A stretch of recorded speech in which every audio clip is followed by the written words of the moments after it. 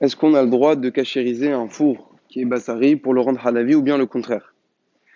Alors, la façon comment on doit procéder pour cachériser le four, il faut tout d'abord la première des choses, c'est d'attendre 24 heures, de le laisser sans rien, de pas utiliser le four. Après ça, hein, il faut chauffer pendant 20 minutes à peu près la chaleur la plus forte du four, vide, il n'y a rien dedans. Pardon, excusez-moi. D'abord, la deuxième chose, c'est de nettoyer bien le four, qu'il reste rien du tout, parce que s'il reste un petit peu, ça peut être noté taram, ça peut donner du goût. Même après les 24 heures, quand il reste de la mamachoute, quand il reste quelque chose, ça peut donner du goût. Donc, il faut d'abord être sûr qu'on a très bien nettoyé, qu'il ne reste pas quelque chose à l'intérieur, qu'il reste pas du chouman ou de la graisse, etc. Et après ça, le chauffer pendant 20 minutes avec la chaleur la plus haute. Et après ça, on peut le changer de bassari au halavi. Ça, c'est la façon comment cachériser.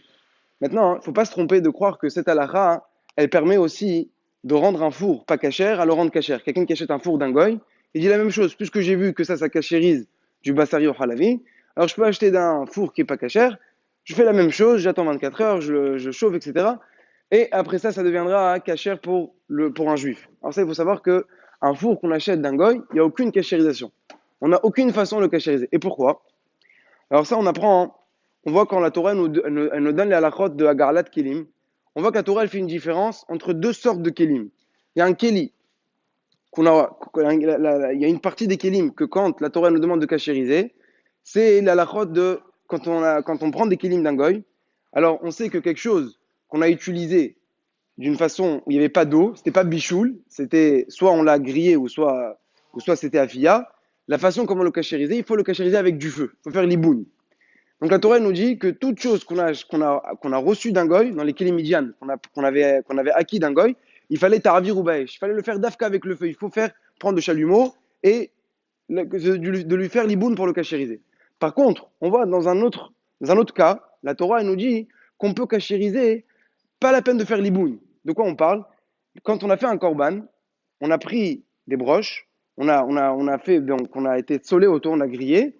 Après ça, ces broches-là, il faut être magari lotam. C'est pas la peine de faire l'iboun. Pourquoi il faut être magari lotam d'abord? Parce qu'on sait que les corbanotes, ils ont des moments, combien de temps on peut le manger. C'est pas quand on a fait un korban, on peut le manger combien de temps on veut. Chaque korban, il a des halachot. Par exemple, le shlamim, il me semble, les shnei amim v'layla echad. 2 jours et une nuit. Après ça, si quelqu'un n'a pas mangé, ça y est, il n'a plus le droit de manger ce korban. Donc, automatiquement, la broche qu'il a grillée avec le korban, cette broche aussi, elle faut être cachérisée parce que après 2 jours et une nuit, le bassar est devenu pas cachère. Donc, il a été boléa d'un bassar que maintenant il est plus cachère. La Torah nous dit là-bas, il faut être marché avec agarla. Pas la peine de faire l'iboun. Quelle différence? Les deux, c'est la même chose. Les deux, ça a été boléa, beyavesh. Ça a avalé sans liquide. Comment ça fait qu'une fois la Torah nous dit on cachérise avec le feu, une fois la Torah nous dit on peut cachériser avec l'eau? Comment c'est possible? La réponse, elle est-ce que quand ça a avalé, c'était quelque chose de permis ou quelque chose d'interdit? Dans le cas du korban, quand j'ai pris la broche et j'ai été tsolé le korban, le korban, il était encore hétéra, c'était permis à ce moment-là. Après, il est devenu interdit. La même chose ici. La même chose dans le cas de Bassar Halav. Quand j'ai cuit, j'ai fait rentrer dans mon four de la viande ou du lait, c'était quelque chose de permis. Donc c'est pour ça qu'après, on va être matir, d'être marchir, que en faisant un liboun kal. On va juste chauffer un peu, pas la peine de faire une très grande cachérisation, que c'est impossible. L'autre façon de cachériser, c'est de faire l'iboun avec le chalumeau, mais c'est pas possible de cachériser ça dans un four. Donc c'est pour ça que dans le cas de Bassar Halab, on est marché de cette façon-là. Par contre, quand j'ai acheté d'un goy, il n'y a rien à faire. Parce que depuis le début, quand ça avalait quelque chose de pas cachère.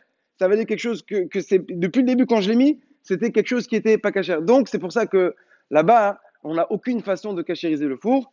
Et c'est pour ça qu'il y a cette différence-là. Maintenant, ce qu'on a dit, c'est pour le four. Maintenant, pour les plateaux, ça c'est des autres dîners.